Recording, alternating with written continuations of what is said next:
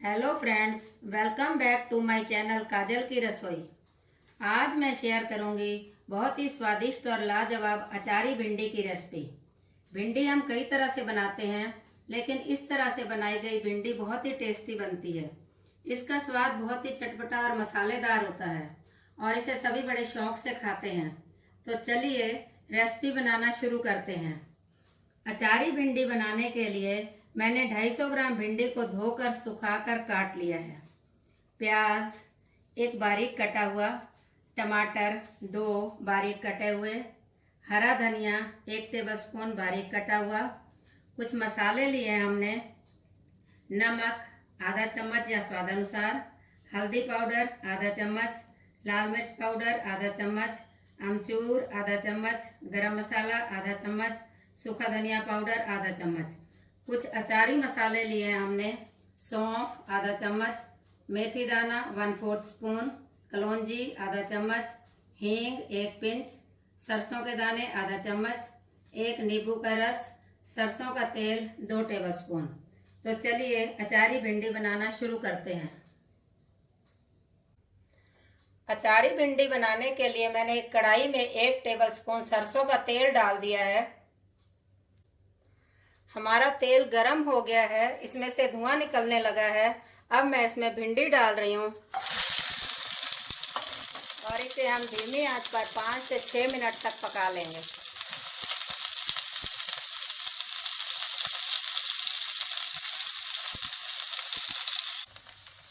हमारी भिंडी पक गई है, मैंने गैस बंद कर दी है।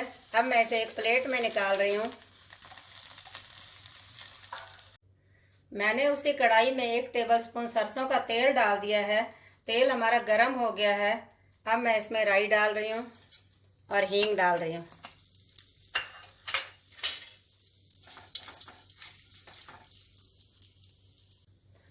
हमारे सरसों के दाने चटकने लगे हैं। अब मैं इसमें अचारी मसाले डाल रही हूँ, कलौंजी डाल रही हूँ, मेथी दाना डाल रही हूँ और सौंफ डाल रही हूँ। इसे हम 15 से 20 सेकंड तक भून लेंगे।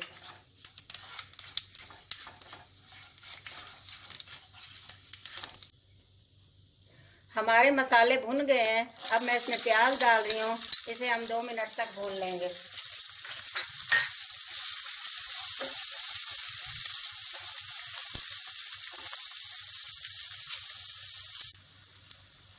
हमारे प्याज पक गए हैं। अब मैं इसमें टमाटर डाल रही हूँ और इसे मिक्स कर रही हूँ। अब हम इसमें मसाले डाल देंगे। नमक डाल दिया है, हल्दी पाउडर, लाल मिर्च पाउडर, अमचूर, धनिया पाउडर। इसे हम मिक्स कर लेंगे और इसे 2 से 3 मिनट तक पका लेंगे। हमारे टमाटर नरम हो गए हैं। अब मैं इसमें भिंडी डाल रही हूँ। इसे मिक्स कर रही हूँ। अब हम इसे 5 से 6 मिनट तक पका लेंगे।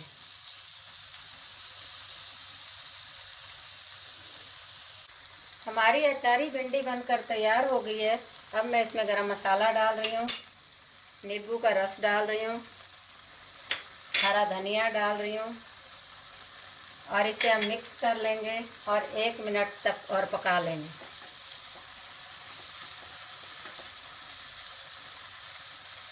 हमारी अचारी भिंडी बनकर तैयार हो गई है। मैं गैस बंद कर रही हूँ और इसे एक प्लेट में निकाल रही हूँ।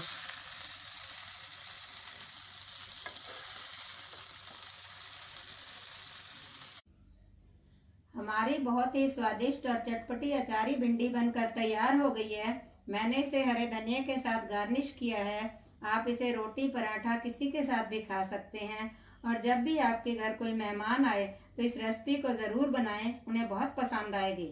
मिलते हैं अब एक नई रेसिपी के साथ।